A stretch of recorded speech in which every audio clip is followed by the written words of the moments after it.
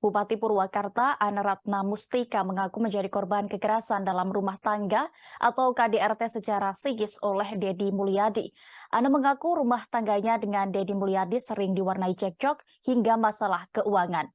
Namun Dedi Mulyadi membantahnya dan menyinggung soal Ana yang berangkat umroh ke Arab Saudi bersama guru ngajinya. Ia menegaskan tidak akan Sebelumnya, Ambu Ane menegaskan tidak akan rujuk dengan suaminya yang merupakan anggota DPR RI, Dedi Mulyadi.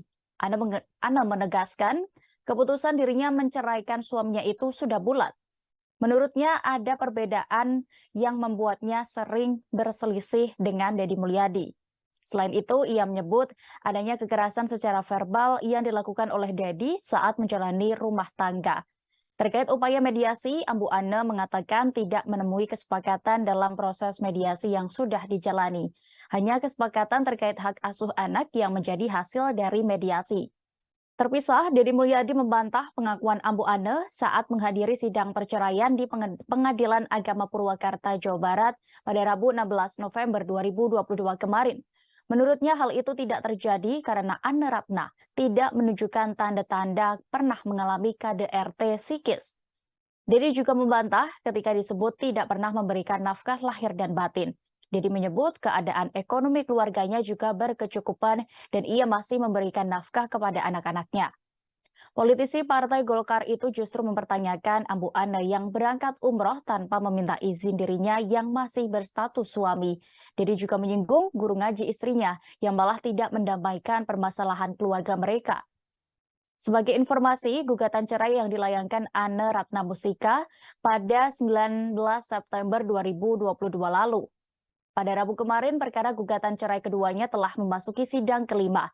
Kang Dedi Mulyadi yang juga anggota Komisi 4 DPR RI ini menyebut tidak sepenuhnya mediasi gagal seperti yang dikatakan oleh Ambu Ane. Dalam materi gugatan saya, rumah tangga yang kami bangun selama beberapa tahun ini mengalami permasalahan, yaitu perselisihan dan cekcok ya antara perbedaan yang ditimbulkan dari perbedaan prinsip berkaitan dengan rumah tangga kami. Dari situlah awalnya perbedaan ada, kemudian terjadinya perselisihan dan percecokan yang terus menerus sehingga jalan akhir adalah gugatan cerai ini. Kemudian alasan perselisihan itu disampaikan beberapa hal. Yang pertama adalah pertama yaitu adanya ketidakterbukaan dalam manajemen keuangan rumah tangga. Yang kedua adalah kewajiban tergugat sebagai suami tidak dilaksanakan, yaitu kewajiban menafkahi lahir dan batin. Kemudian yang ketiga adanya kekerasan verbal atau KDRT secara psikologis. Itu materi gugatan yang menyebabkan terjadinya perselisihan yang terus-menerus di dalam rumah tangga.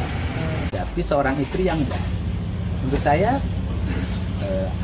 embu itu, karena kalimat ambu kan sudah hilang sekarang kan. Embu itu adalah istri yang baik. Cuman embu itu sayang terhadap keluarganya, kemudian sangat hormat dan patuh pada gurunya. Itu yang menjadi sesuatu barangkali kegelisahan dia antara ketaatan pada guru dan ketaatan pada suami. Gitu loh. Ngomong KDRT psikologi di undang-undang itu kan jelas. Wanita atau istri yang mengalami KDRT psikologis itu, 1, murung secara terus-menerus. 2, kehilangan kepercayaan diri. Ingat loh, kehilangan kepercayaan diri. Yang ketiga, tidak bisa mengambil keputusan. Terima kasih sudah nonton. Jangan lupa like, subscribe, dan share ya.